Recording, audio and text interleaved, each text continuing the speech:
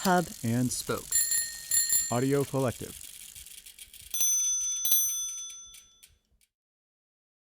Hey guys, it's Mike Rogie from Mountain Gazette. This is Kat Craddock from Sever. And we have both been on this podcast feed, and this is the Best of Summer Series. You should subscribe to Kat's magazine. You should subscribe to Mike's magazine. There you go. That's our ad. Ads are dumb. Magazines are sweet. Enjoy the pod. Control is new from Commercial Type, originally drawn for interview by Christian Schwartz and Miguel Reyes. This sans serif is designed for flexibility and can bring tasteful modernism or 70s tight-knot touching exuberance to any layout. See Control and download a free trial version at commercialtype.com.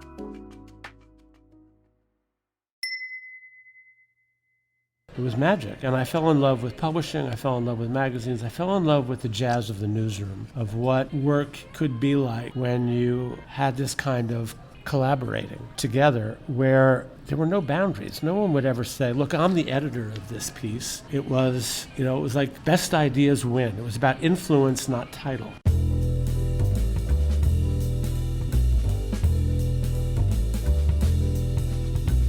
This is Print is Dead, Long Live Print, a podcast about magazines and the people who made and make them. I'm Deborah Bishop. I'm Patrick Mitchell. George Gendron has spent his professional life at the intersection of media, innovation, business, and education. For over 20 years, he documented the burgeoning world of startups and entrepreneurship as the editor of Inc. magazine. But nothing has done more to influence his career than his time working for the legendary founder and editor of New York Magazine, Clay Felker. We'll circle back to Felker and New York Magazine in a bit. But first, where does a 50-year career as an editor begin? In New Jersey, of course, in the 3rd grade. The first vivid memory I have of this kind of compulsion to make stuff was when I was around 8 and we were given a book report to do. You had to read a book and do a 2-page summary, just write it up. And the book was Treasure Island, and I fell in love with the book. And I decided it sounded really boring to do a 2-page summary, so I made a book. And I drew illustrations. It was a whole full-page illustration of, the black mark that signifies that you're about to die. I did a beautiful illustration, or I thought at the time, of a pirate eye patch. I made a cover for it, and I wrote more than 2 pages, and then I bound it with needle and thread. And I think I still have a copy of this. And I didn't realize this at the time, but looking back on it, I began to realize later in life that what fed this was this kind of almost allergic reaction I had to being bored. And so to me, the idea of reading a book and then doing a 2-page summary was really boring, but making a book about the experience was really cool. And all of these activities, from the book report to building a treehouse and then tearing it down and building it again, had to do with making every day as interesting as I possibly could. And that became a huge driver in my life. He definitely kept things interesting. Gendron had only ever attended Catholic schools, which accounts for his fondness for discipline, but maybe not quite explaining what came next. By the time I'm a junior in high school figuring out where do I want to go to school, I had never been in anything other than a Catholic school. And so the Air Force Academy seemed appealing to me for 2 reasons. It was almost kind of like a continuation of the kind of discipline that I had grown up in Catholic schools. And secondly, I'd get to fly, or so I thought. Right.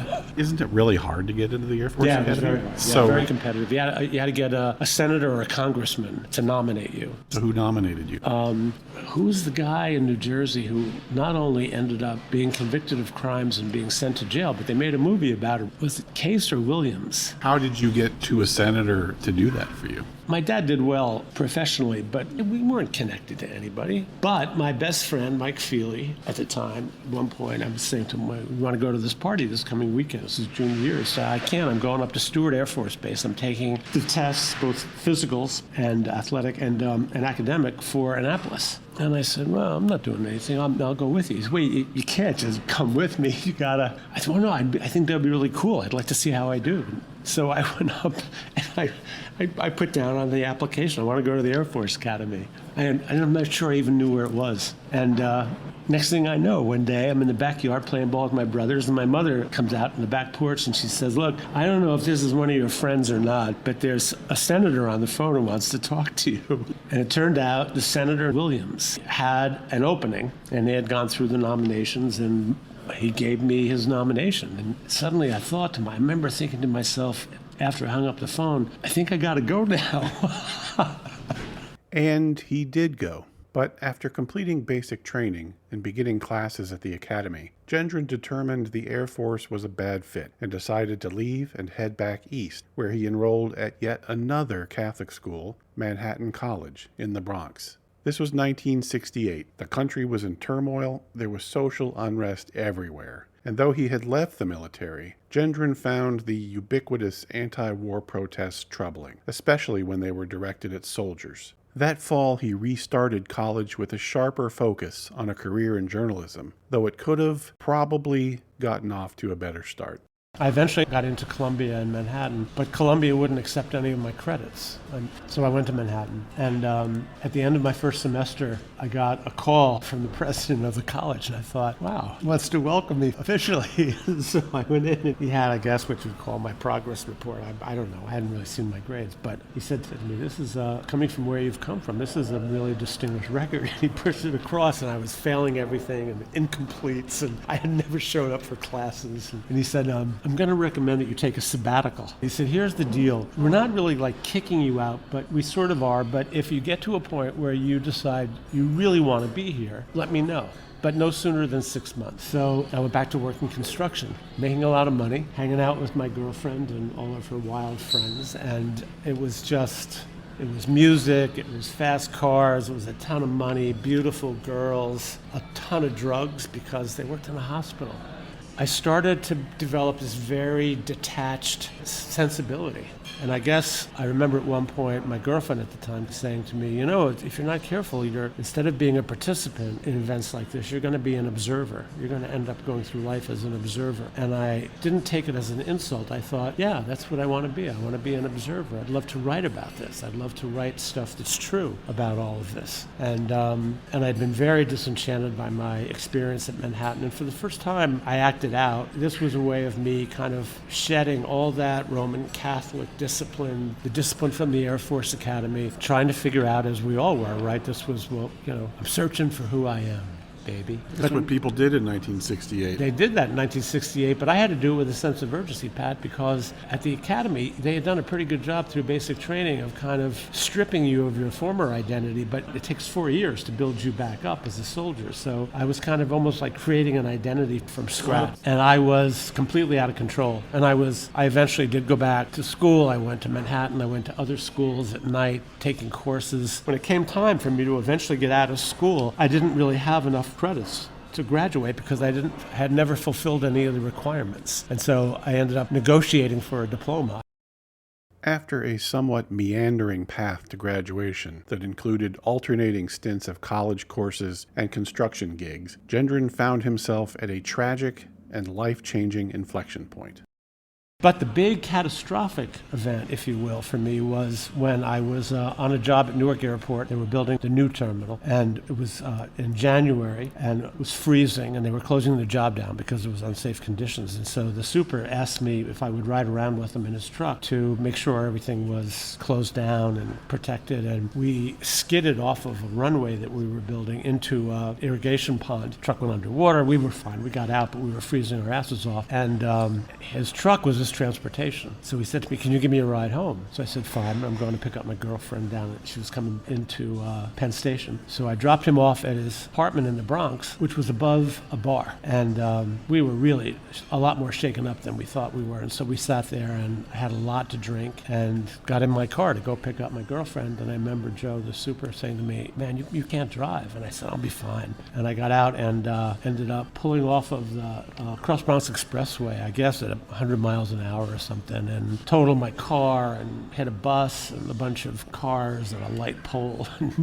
and was in really bad shape for a while. Had a blood clot, had brain surgery, and that was my kind of proverbial wake-up call. and my graduation, and I went from one extreme to the other thinking, man, I got to settle down. I ended my relationship with Colleen because the two of us together, we were both wild and out of control, and I felt like I got to settle down. And so it was a turbulent, I didn't have a regular normal 4 years of college. Yeah. So what age are you talking about here? By this time I was maybe 22. I had caught up by doing classes at night and all that stuff. So I had lived this very compressed life since coming back from the Air Force Academy because I had failed out of school, worked in construction, gone back to school, raced around taking classes wherever I could, took extra credits, wanting to get out of school now after my car accident. And so I graduated maybe a year behind my class, maybe 1972.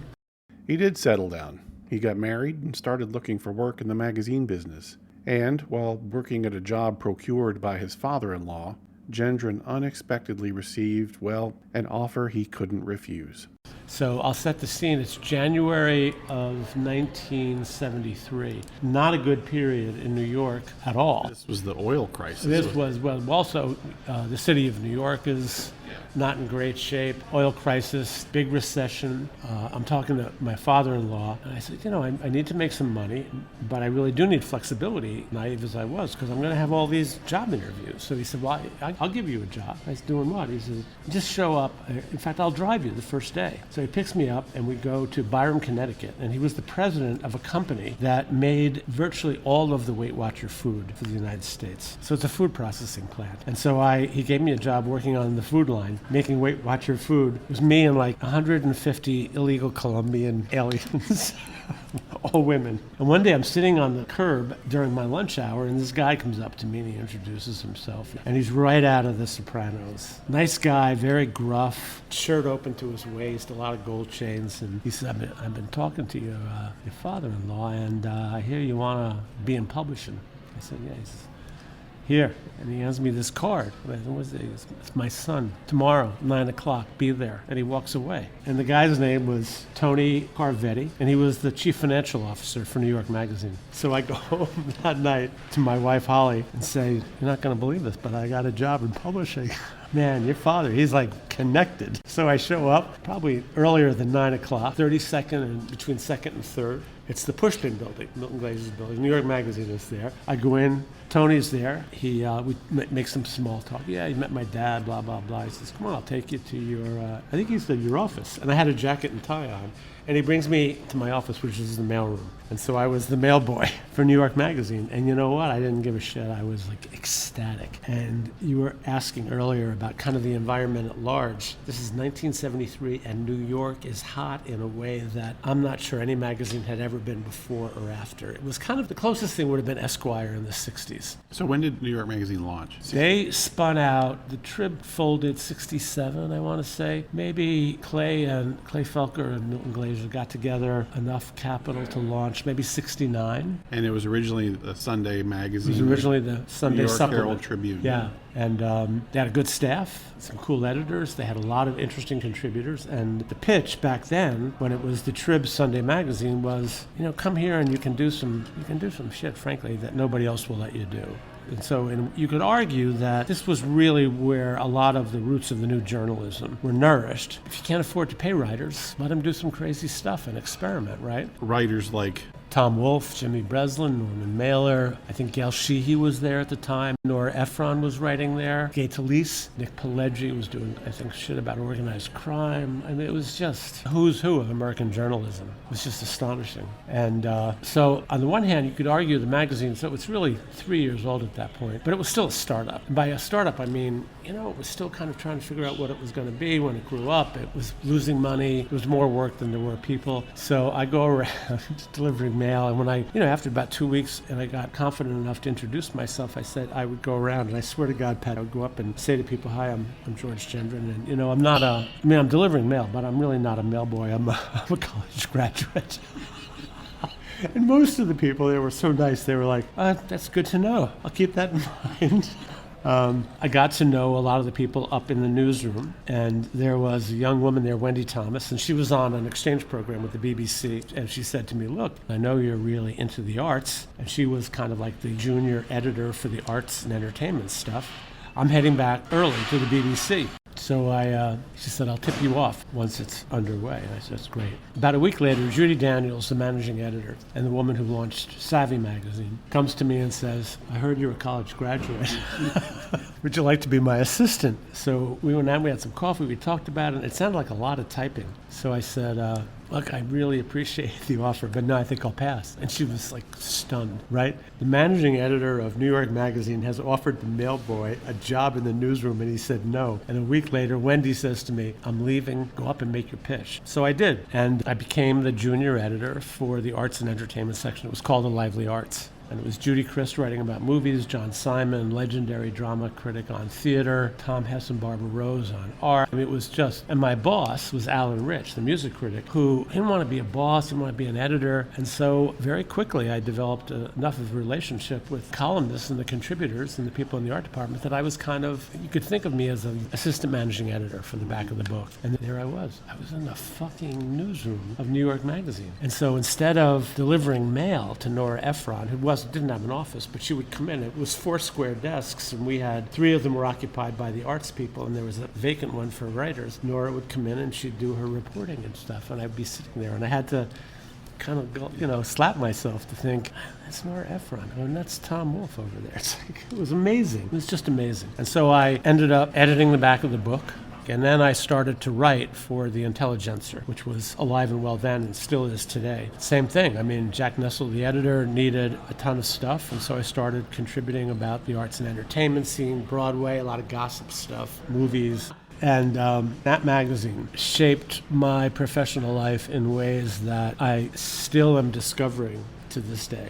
I'll just give you an example. It's very relevant to your livelihood, and that was that New York was a magazine where design was so fully baked into the culture of the place that it almost didn't occur to me as a young kid that it was like a separate discipline. Because when we were on 32nd Street, Pushpin Studios, Milton's studio, was on the 3rd floor, but he was upstairs in the newsroom all the time. And you could argue it was a classic case of, is Milton a designer who happens to be a really brilliant editor, or is he a brilliant editor who happens to be a designer? It was just, there were no boundaries. And Clay Felker was the editor. Clay Felker was the founder and the CEO and the editor-in-chief. What was their relationship like, Milton's and Clay's? It was passionate and sometimes really turbulent. Was there a turf war in any way? No. Who was in the art department when you were there?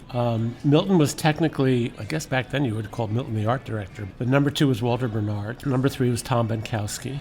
Was there a photo editor? No, I don't think there really was a photo editor. I think that I got the impression, because when we moved from 32nd Street to 41st, still a newsroom environment, but instead of Pushpin being on a separate floor, now the art department was a part of a newsroom, and my 4 square desk was right next to, literally 30 feet from the art department, and so I could hear and see and watch as each magazine was being put together. It was very different than you would imagine, because the way in which Clay and Milton had conceived New York, it was a monthly feature magazine that happened to come out weekly. And so the back of the book was highly formatted. I did all the type specking. And as Milton would go on to say later on, people raved about the look of the magazine, but it was designed for efficiency. And so you had a system here where all of the regular columnists in the back of the magazine had regular illustrators, and they were all illustrated. And so I was the liaison with them, and I would send them the copy. They'd send it a sketch in or an illustration. I'd give it to Tom Benkowski. I don't think we had a separate photo editor. I think that Walter and Tom did a lot of the assigning to photographers than to illustrators. And if you remember back then, there was a lot of illustration in the magazine. A lot. And some brilliant work, including by Milton himself.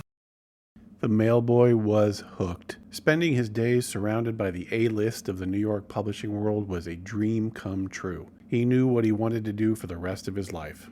I couldn't wait to get into that newsroom every day, where you had editors and writers and illustrators would come in and photographers would hang around and designers. And I was a kid, so I was not an important part of this mix. But just to almost like sit there and watch it, Pat, it was magic. And I fell in love with publishing. I fell in love with magazines. I fell in love with the jazz of the newsroom, of what work could be like when you had this kind of collaborating together where there were no boundaries. No one would ever say, look, I'm the editor of this piece. It was, it was like best ideas win. It was about influence, not title. We'll be right back. Print is Dead is made possible with the support of Mag Culture. Read our online journal, listen to our podcast, and visit our shop to discover why we're convinced print is very much alive. All available at magculture.com. Most of us are lucky if our first boss teaches us a thing or two. Gendron's first boss, Clay Felker, played a pivotal role for a whole generation of magazine makers. A visionary editor who was widely credited with inventing the formula for modern magazines, Felker is best known for creating the glossy weekly named for and devoted to the city that fascinated him, New York. It was at New York Magazine that Felker left his biggest imprint on American journalism. He had edited the magazine when it was launched as a Sunday supplement to the New York Herald Tribune in 1964. 4 years later, after the newspaper folded, Felker and the legendary graphic designer Milton Glaser joined forces to launch New York as a glossy, standalone magazine. The look and attitude captured the attention of the city and influenced editors and designers for years to come. Dozens of city magazines modeling themselves after New York sprang up around the country. "I know why Clay is such a good editor," said a close friend. "He works until 8 o'clock. He goes somewhere every night. He's out with people. He talks to people. He listens to people. And he doesn't drink." Adam Moss, the recently retired and universally celebrated editor of New York Magazine, said, "American journalism would not be what it is today without Clay Felker." As mentors go, Gendron had found a pretty good one. He was, from my point of view, and this is just my point of view, he could be unbelievably socially awkward. I think his worst moment when we moved to 41st Street and you had to take an elevator to get upstairs to the newsroom would be to be caught in the elevator with a low-level employee like me. He was so awkward. He didn't know how to make small talk or anything. I think and yet this is the same guy who basically said, you know, every story idea I ever got, every writer I ever recruited came at a dinner party. So he kind of was this bundle of contradictions in a way. And wasn't his wife kind of a powerhouse too? Who was it? Well, his first wife was an actress. The love of his life was Gail Sheehy. And I have no idea, I didn't know Clay personally, I have no idea about his personal relationships with women, but he was the most promiscuous talent scout I have ever seen in my life, and I mean that as a compliment. Gloria Steinem adored him. We before I got there, that's what I mean. Meaning he wasn't hung up on pedigree? No, not pedigree, not gender. It was just like he just had this incredibly keen instinct for kind of who and what at the right time. And so he launched Ms. Magazine. Steinem couldn't figure out, I've got the idea for the product, it's the right time, I've got all this editorial talent, but I have no distribution deal. So she's sitting and talking to Clay. Clay says, well, we'll just insert it in New York Magazine. You'll have our distribution for issue 1. You know, Gail Sheehy had become really interested in this notion of kind of female psychological and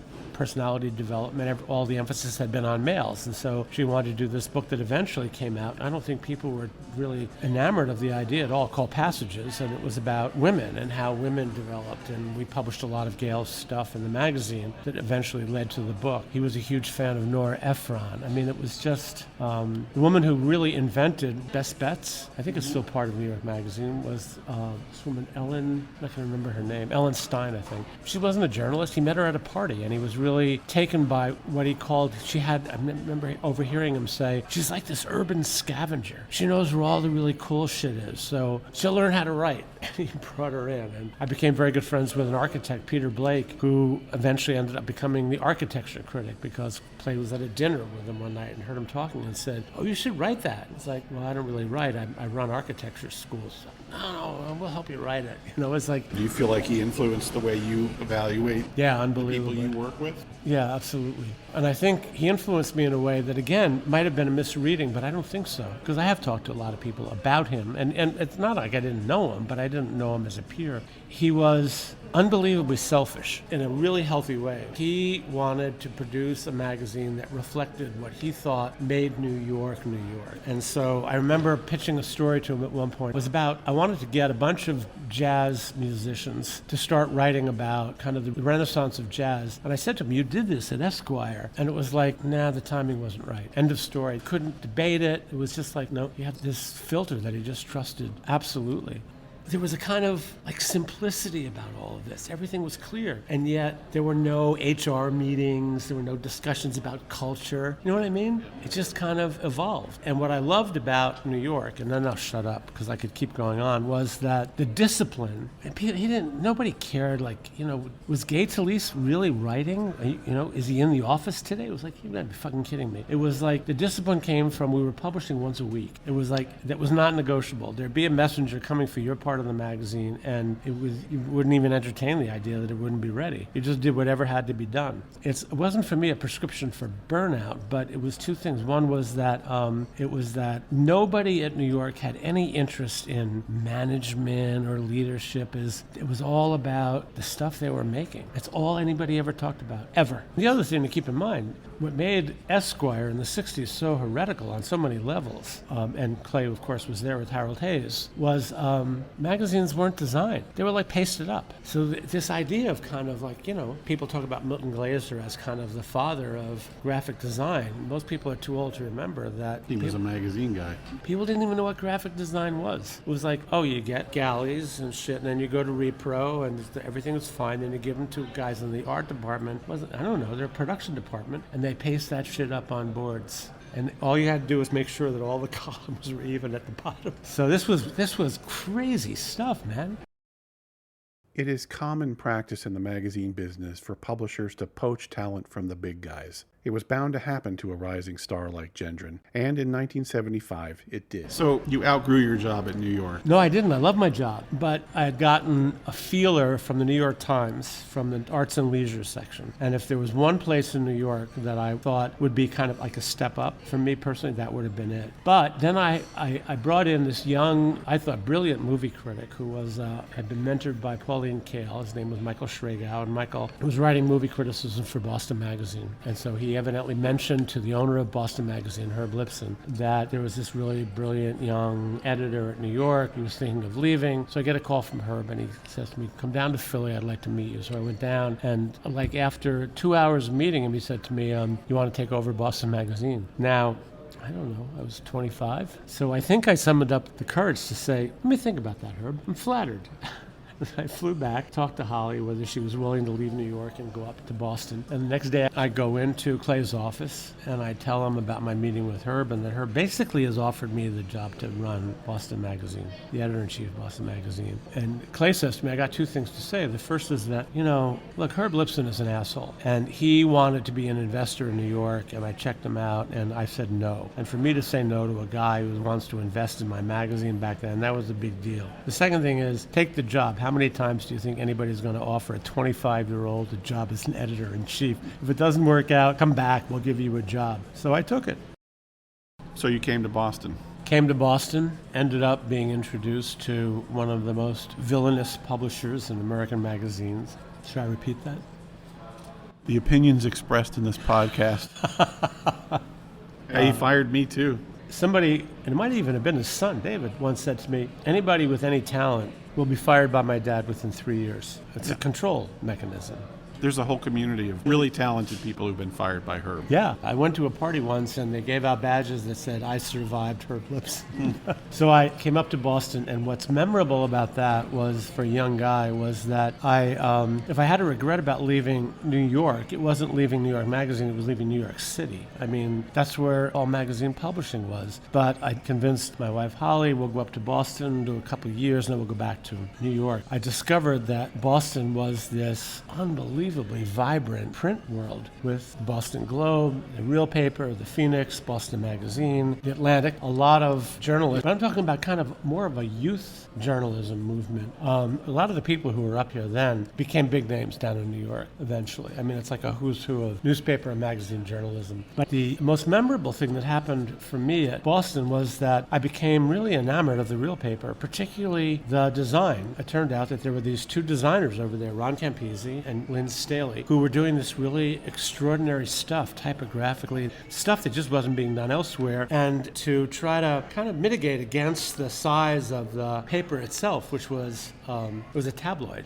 Campisi was doing these columns that weren't kind of justified at the bottom of the page with a lot of white space and really interesting illustration and photography and taking chances. So I lured Ron over to the magazine and we did some really crazy stuff together. And we put together a redesign package, and Herb Lipson, the owner, came up to Boston to schedule a review session, and we presented it to him and didn't say a word. Then we went across the street to the Ritz, Ron and Herb and I, and Herb ordered his usual order of pancakes, and he said, yeah, I really like it, don't get me wrong, but I think it might be shocking for readers. And so he kept looking at his watch. So I have to catch a plane. I'm heading to the Cannes Film Festival. So here's what I'd like you to do. Let's introduce the redesign one page at a time. So you can start with contents and we'll see what the reaction is. And then Herb left. And Ron and I sat there at this table in the Ritz dining room and we looked at each other, and I think at the same time we said, fuck him. And we did the redesign, and we put an advanced copy together, and we sent it by messenger, which was very expensive, down to Herb in Philly. And we got a call. I got a call from Herb saying, be in my office tomorrow morning. So Ron and I flew down to Philly, and we walked in, and Herb closed the door, and he walked over and he said, so when can you redesign Philadelphia Magazine? And that was, for me, this experience. It wasn't a wake-up call, because I'd come from New York, where, again, design was everything, into a magazine where there was no design. It wasn't design. That this is what I wanted to do. I wanted to make things that kind of were beautiful and engaging, but not beautiful for their own sake. They had this kind of energy, and I didn't have a vocabulary to describe it, Pat. All good things come to an end, and with Herb Lipson, the end usually comes before you expect it. In 1978, after 3 years at Boston Magazine, Gendron found himself in search of a new opportunity. What he found was how he'd be spending the next 2 decades. So how did this lead you to ink? So I get fired in...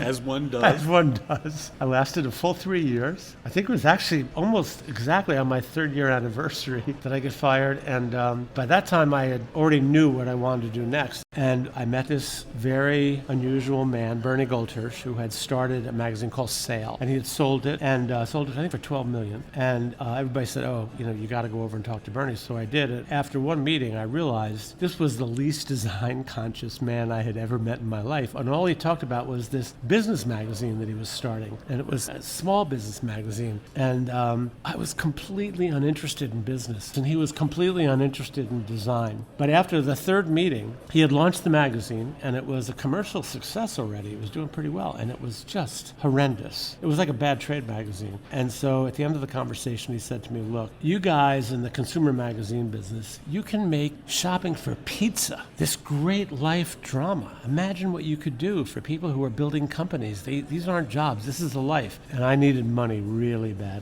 So I said, here's what I'll do. I'll do a deal. I'll come over 3 years, and I'll help you build kind of a really engaging business magazine. And then I'm going to go back to consumer magazines. And he said, yeah, fine. So I came over. And 20 years later, I was still there. At around this time, the Silicon Valley was booming. The young companies that defined the era, Apple, Microsoft, Netscape, Yahoo, AOL, were reinventing the way work got done. It was an evolution of the culture at his beloved New York magazine. Gendron saw a way to create the newsroom of his dreams for his team at Inc., without the foosball tables. There were these young companies, Apple Computer, Lotus Software, Oracle, Microsoft, that were building this new portable technology that started to capture not just the attention of the business community, but of the world at large, because they weren't started by business guys. They were started by people who were college dropouts and long hair, and they didn't wear suits to the office, and they never talked ever. They didn't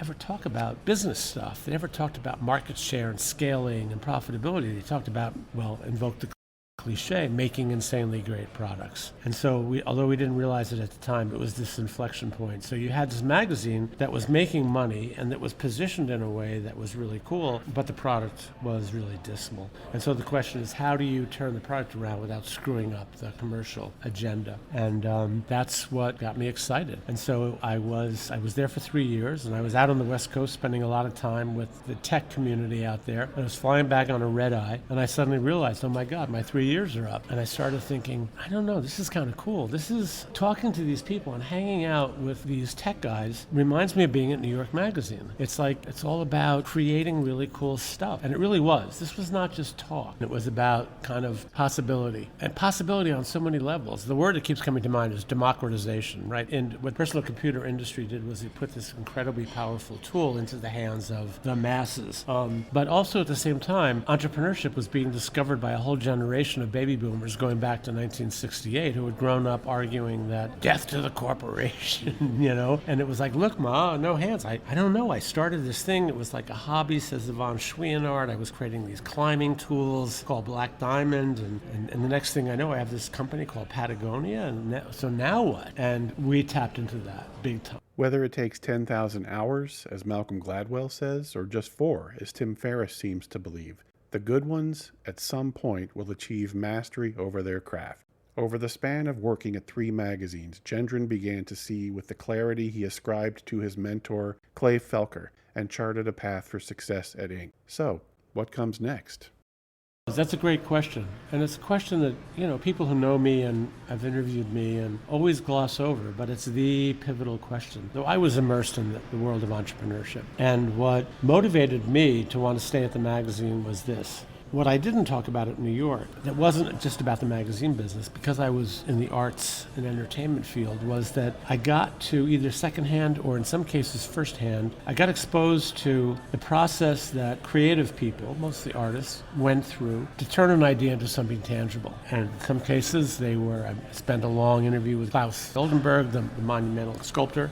It could be a painting, a sculpture, but it could also be an idea for a script, for a movie or a Broadway play. And I became obsessed with that. I became obsessed with, where do ideas come from? Where do new ideas come from? How do you keep them coming? What is it? And in a way, this is very connected to what you and I were talking about earlier about Broadway productions or about high school productions, is as consumers, we get to see the show, but what we don't know is how do you get from that first glimmer to that production that night when the curtains part?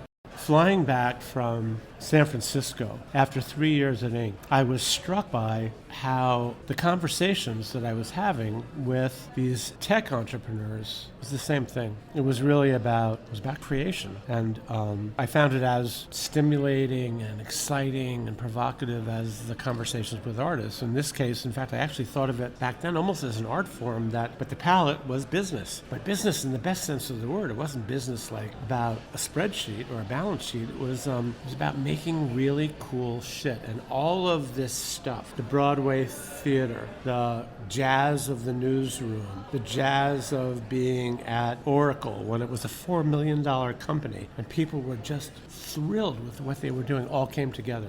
I begin to think that completely selfishly, a la Clay Felker, I think this could be really interesting for me in a bunch of different ways. And the first is that we could pull together a magazine that's really focused on what I would call early stage entrepreneurship. And it's the stuff that just thrills me, is how do you take an idea and turn it into something tangible? So it's not a business magazine, it's not a management magazine. People will call it an entrepreneurship magazine, that's fine. I'd call it a magazine about economic creation. Second thing is that strikes me, this is a pretty good time to be doing that the world is changing really rapidly, and that this could be kind of the business magazine of the decade that would document this shift from an industrial economy to an entrepreneurial one. And the last thing is that I start to think selfishly about, okay, so what would it be like to work here? And I started to think, well, how do I create a place that I want to work at? And I think I don't want to manage, I don't want to have to do administration or organization. And so what if I were to hire a bunch of editors and writers like me that are driven by this kind of relentless curiosity about how shit works? How does it really work? And I do think often as a touchstone is, how do you stage a Broadway play? That's not a job. That's not boring. Like pick up Fortune or Forbes or the Wall Street Journal or Business Week. This is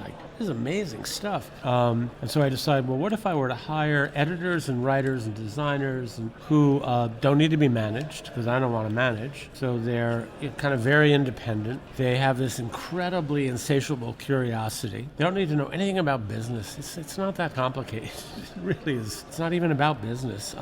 And create the newsroom that I felt like I had missed since New York Magazine. I had some of that at Boston, but not a lot of it. And so I thought, okay, that's worth another 3 years. We'll be right back. Print is Dead is made possible by the support of the Society of Publication Designers. The SPD powers the future of visual storytelling, setting the standard for editorial excellence and shaping the future of visual culture. For more information, visit spd.org. 3 years became 15, and that's when I first met George. In 2000, Fast Company, where I was the creative director, and Inc., where George was the editor-in-chief, were both purchased by the European publishing giant Gruner & Jahr. They immediately merged our Boston-based operations and hired David Carey, who had made his name at Condé Nast for his turnaround at the New Yorker, to become the CEO of what G&J called its innovation group. He made me creative director of the group, and my first assignment was to work with Gendron on a redesign of Inc. You know that among designers, at least a small group of designers, Inc. was legendary for having killed redesigns by Milton Glaser, Walter Bernard, Lynn Staley, Ron Campisi, Stephen Doyle, and Bill Drentel. And that was kind of Bernie Goldhirsch, the founder's way of trying to hold on to a magazine he had lost control of a long time ago. But I'd be lying if I didn't say that, with the possible exception of Lynn, who I really liked working with, I'm not sure that I was willing to go to the mat for any of those designs. I'm not sure that any of the designers had ever kind of really worked their way back to what you were just describing. So what's the DNA of this? And I keep thinking, to the extent that you could argue, what's the one most important lesson I learned in 20 years running the world's leading entrepreneurship magazine? It's that organizations in the early stages are inverse pyramids, and they rest on a simple proposition, which is, so how are you different? What makes you special? It's not better, fast. It's like, what makes you different? And what made Inc. different is exactly what you're describing, which is that you had this incredible population of people who had gone out and created this, I think, this revolutionary act of starting something new. And here's why it's revolutionary. So you're sitting there in the midst of the world's most advanced, freaking economic society and culture on the face of the earth, ever. Everything that's ever been thought of has been done, and yet these people come along and they go, no, not really. Wait a second, I've got an idea. And it might be something that's small and not scalable, but it's sustainable. It might be something that's small and eventually scalable. And I did find something heroic about that. And it wasn't that I admired all the people who were doing it, don't get me wrong, but there was something about that. It reminded me of what I admired about the artists at New York Magazine, which was that they had what I eventually ended up calling, when I went on the road and gave speeches, particularly outside of the U.S., where people couldn't boo me, this freaking rage to control the world. That's what artists have. It's they look at the world and they think, this is really fucked up, but I can create a painting or a play or a movie, a script that is just kind of, I don't know, it's a reaction to how screwed up the world is, or it's the way the world should be. And that's what entrepreneurs were doing, which is that, no, I can create a better product. In many cases, it was, no, I can create a better organization. And man, I love that. What's not heroic about that? And Bernie Goldhirsch, for all of his foibles, was right. It's not about that was not a job. That was a life. That was big. That was dramatic, and you got that. After 25 years in print, it was time for a new challenge. Enter Peter Drucker. Drucker was one of the world's best-known and most influential thinkers and writers on the subject of business leadership and strategy. He was an early fan of Inc. magazine and reached out to its young editor. He confessed to Gendron that, like Inc., he had always viewed himself as an outsider, and that Gendron should embrace that status. It would be an enormous advantage. He and Gendron bonded immediately.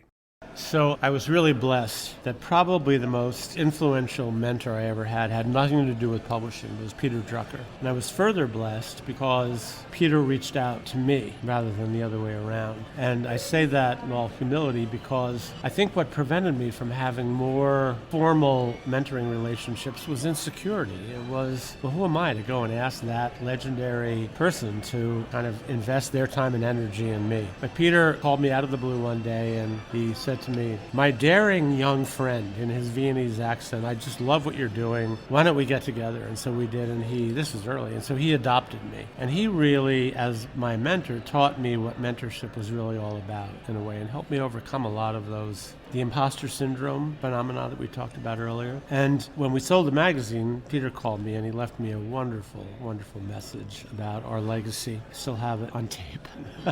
And he said, I have one bit of advice that I know you will follow. And you have to hear Peter say this in his accent, which means you will follow this. And it was, don't do anything full time for at least a year and preferably 2. And he said, people have this image of you as the editor-in-chief of Inc. And so there are all these opportunities out there that might have been available to you that you'll never know about because people would never talk to you. It's like you have this dream job. Gendron took Drucker's advice, and the phone started ringing.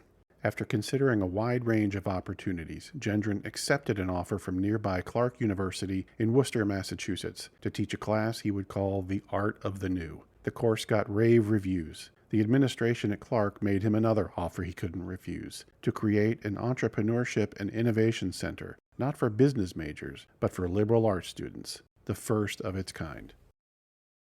Then the trustees came to me and said, what if you were to create an entrepreneurship and innovation center based on those principles embedded in your class, The Art of the New? And so I said, well, I'm not a higher ed guy, but I could design it. And so I did, and I gave them the design, and then they called and said, no, you designed it, you got to run it. And so I did for 3 years. But, man, was I a fish out of water. And, they didn't really like me, and I didn't really like them. And, I mean, some of them, John Bassett, the president who recruited me, was a great guy, but he could never understand. He kept saying, well, why don't we do a management contract? And I was like, nah, why don't we'll keep doing this as long as I want you and you want me. It reminded me of high school dating. So that's what I did. And I never thought of it as being an indie or a soloist, but I never had another job again. So you followed Drucker's instructions. And really cool stuff came to me. Which brings us to the burning question. Is print dead? Print isn't dead. Bad print is dead. That's been appropriated by others. I think print isn't dead. Mass market print is dead. And by that I mean I think we are on the verge of seeing a whole generation of startups that combine the absolute best creative impulses of designers and editors and photographers and illustrators and carving out a market. You got to have both. And that tension, that's what New York taught me. People would often say, God, why did Clay decide to do a weekly? If he'd done a monthly, everything could have been better. There'd be more time. And it was like he just said, no, the world's moving too fast. People, this was back in, Coming out weekly was actually part of the package. Part of the package. It was essential. It might actually have been kind of the one thing they started with, maybe that was not up for debate, right? We come out of a weekly, we know what you can do in a weekly, we know it's habit forming if it come out in a weekly, people begin to build their Sunday mornings around that. If you grew up in New York, God almighty, you would go to a coffee shop and the big deal on a Saturday night was people would get their Sunday New York Times early. It was like, that was really cool. Or, we were a Herald Tribune family, and so it was like, yeah, that's an essential part of the DNA. And I remember him occasionally saying things that again I would overhear because he didn't give me these lectures, but he would say, things are moving so fast now. You come out once a month, people are going to sit around and go, oh, it's the first of the month. Where's my New York magazine? Is that prescient or what? So in a way, your question that started this podcast, that's a good question. We've talked about how do you, over time, parse it and redefine it and restate it. Is print dead? It's a little bit like asking a question that nobody in their right mind would ask today, which is television dead? Well, kind of network television seems to be dead. And yet, television, it's never been more robust and creative and innovative and finally attracting money. Again, we brush up against the issue of scalability, so I'm not being naive, but nonetheless, you read these TV critics, and they can't keep up with stuff anymore. There's a lot of good stuff out there, and when I say good stuff, here's what I would love to see about print. What I love about what's going on television right now is originality. So not everybody would agree with me, but I'm a subscriber to Apple TV Plus, and I was really addicted to Dickinson. And I know it was a show for millennials, but I'm a big Emily Dickinson fan, and what a great show. It was what would go on in Emily Dickinson's mind if she were alive today. It was brilliant in its originality, and that's what we're waiting for in print, is the next print generation of people who are going to conceive of Dickinson.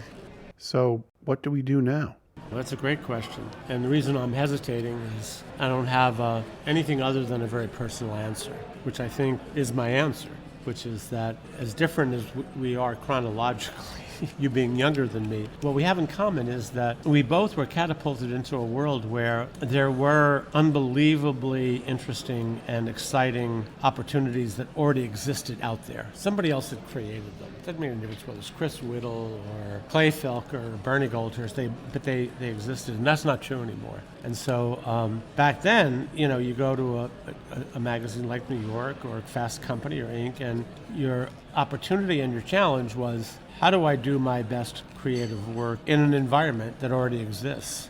Today, it's how do I use my creativity to create that environment in the first place, and then I get to actually be creative in doing the work. And none of us are really prepared for that. So it's like this intersection of all the stuff that we loved about design and editorial creativity and entrepreneurship. It's like now we're being forced to be both entrepreneurs and creators. And that wasn't the case in the past. But what made Clay Felker so unique was that it was very rare that an editor would start a publication. Usually it was a publisher. And so now we're put in this position where, I've said this before, in the past, a lot of the opportunity that existed was manufactured by the system up until about 2000. And most of it existed in the form of jobs. And some of it existed in the form of projects. Hence, the mandate that we grew up with was go get a job. Meaning the job exists, you go find it, you go get it. And now it's, the old cliche is, well, no, you have to go create a job for yourself. Well, I wrote a lot about that, always thinking it applied to somebody else. And now it's like, oh, no, that applies to us, which is go create a project that allows us to do our best work. And that's what intrigued me about getting together with you and Michael Hopkins for the Solo Project. That's what it's about at its heart. It's about how do you make your creative way in an economy where the work hasn't been pre-manufactured. You've got to design opportunities. You've got to then go create, find funders, sponsors, clients, supporters. And when all that's done, then you get to do what you really love. Man, that's a different world. And I think we're just in the earliest stages of that.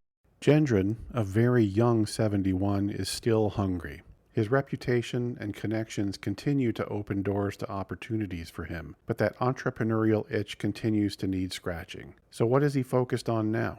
I can tell you what I've tried and what hasn't worked. I've tried to just create what some people might refer to as a portfolio of work. It doesn't work for me. I did a project for MIT and I really liked it, but there's no newsroom.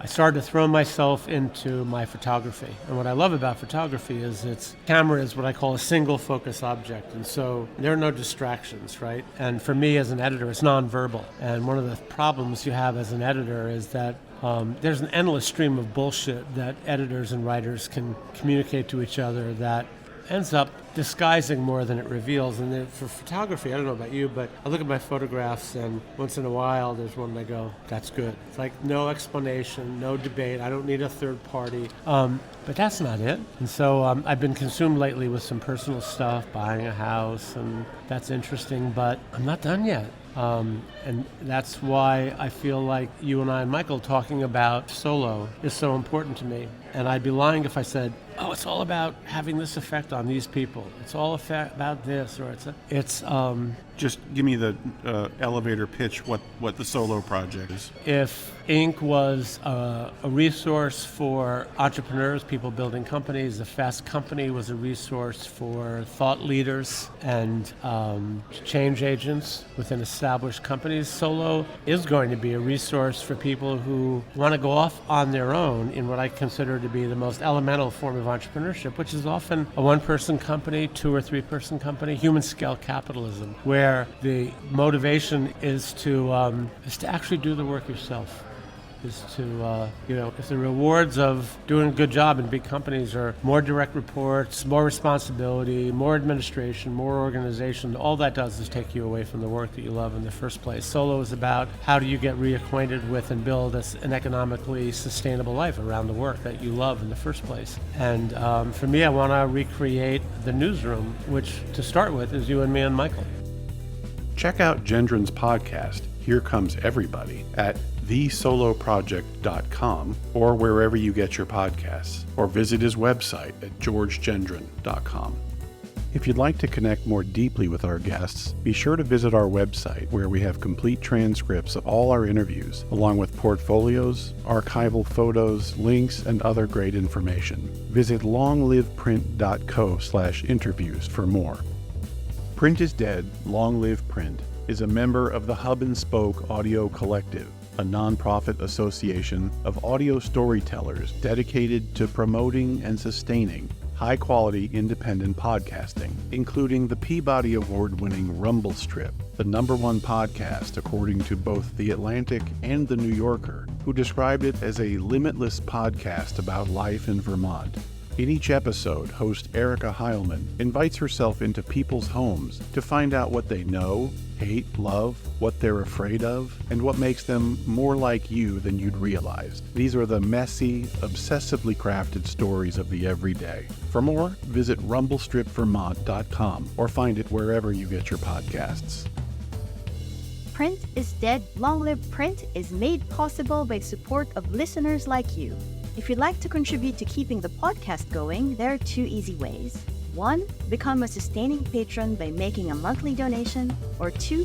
Make a one-time donation in the amount that works best for you. Visit printisdead.co/support for more information. Print is Dead, Long Live Print is a production of Modus Operandi Design. For more information, visit our website, printisdead.co, or if you're an optimist, longliveprint.co. Follow us on social media at PrintIsDeadPod. Please give us a like and a review on your favorite podcast app. It really helps. Thanks very much for listening.